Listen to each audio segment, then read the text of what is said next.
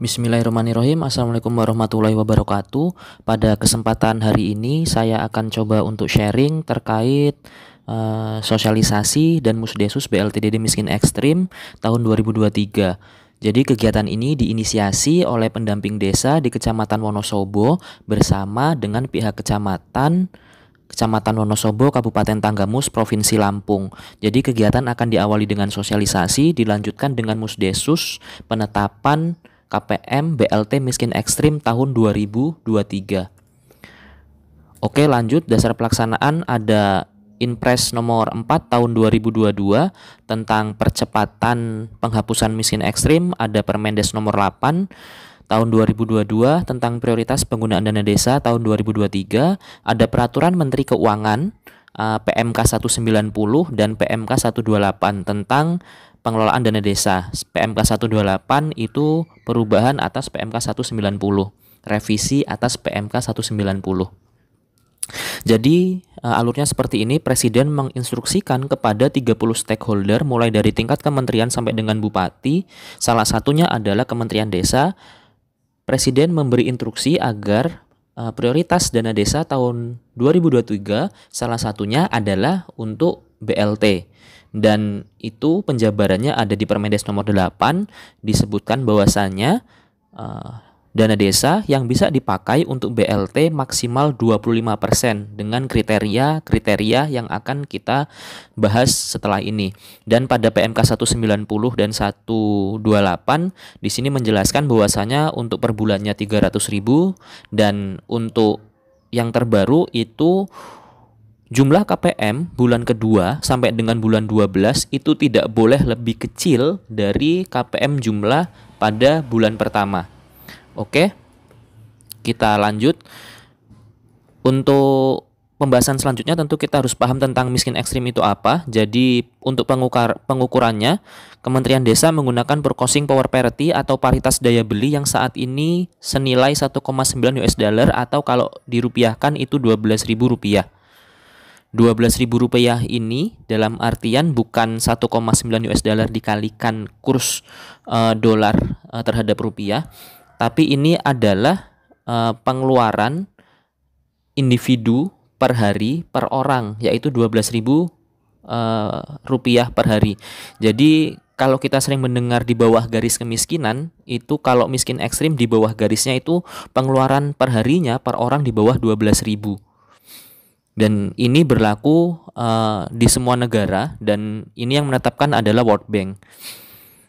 Oke, kita lanjut. Setelah kita paham tentang apa itu miskin ekstrim, kita bahas salah satu contohnya. Ini Bakonda di Mulyo, dana desanya ada 928.904.000.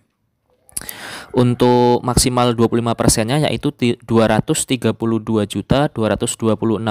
Ini maksimal untuk BLT miskin ekstrim, dan untuk maksimal KPM-nya itu 64 KPM. Kriteria pertama untuk BLTDD miskin ekstrim, yang pertama keluarga miskin yang berdomisili di desa bersangkutan dan diutamakan untuk keluarga miskin ekstrim. Yang kedua, keluarga yang terdapat anggota keluarga rentan sakit menahun atau kronis. Yang ketiga, keluarga dengan anggota rumah tangga tunggal lanjut usia. Dan yang keempat, keluarga yang terdapat anggota keluarga difabel.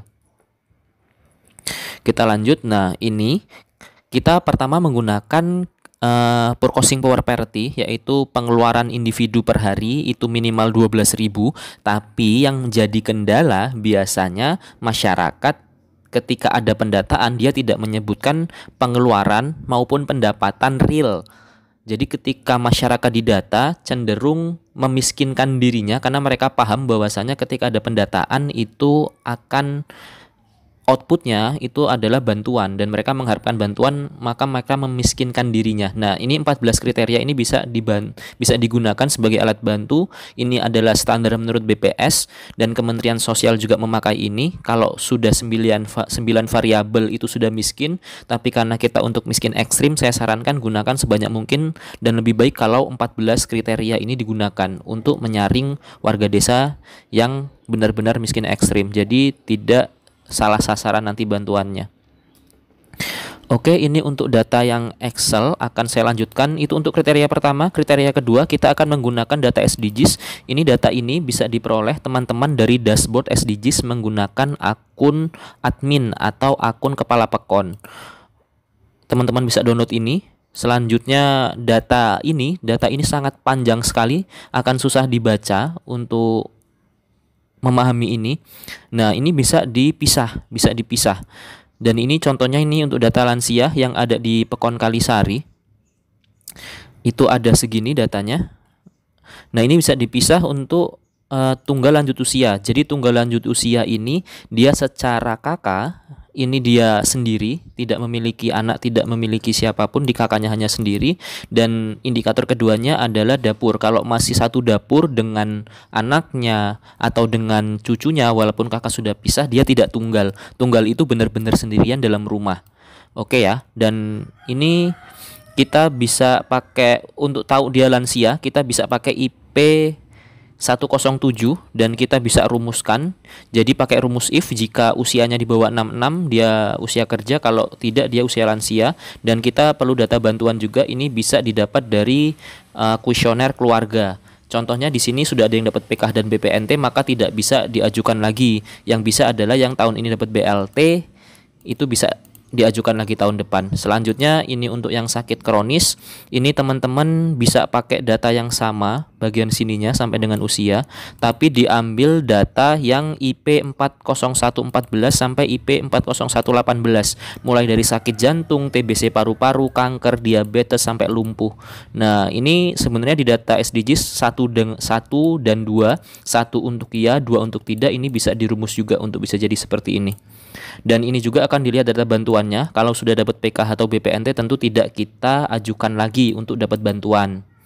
Yang dapat bantuan adalah yang non bantuan, dan yang tahun ini dapat BLT itu bisa diajukan untuk tahun depan.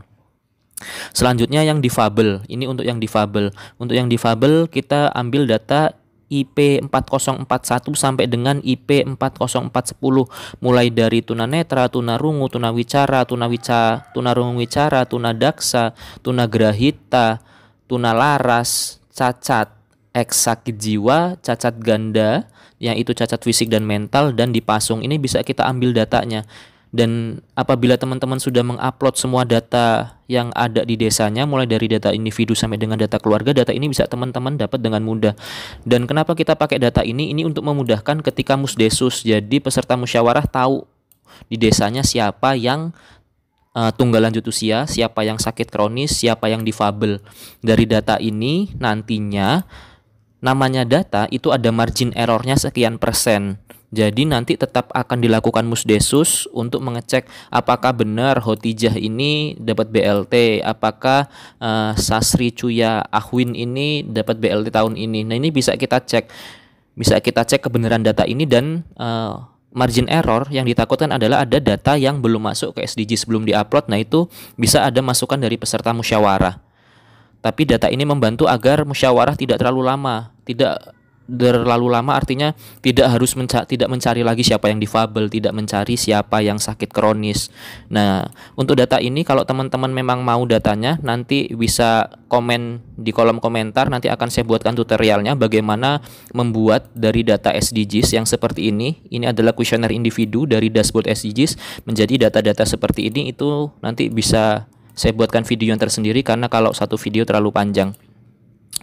Oke, mungkin itu teman-teman. Terima kasih untuk waktunya. Terima kasih sudah menonton video ini. Apabila ada yang ingin ditanyakan nanti bisa lewat kolom komentar. Wassalamualaikum warahmatullahi wabarakatuh. Dadah.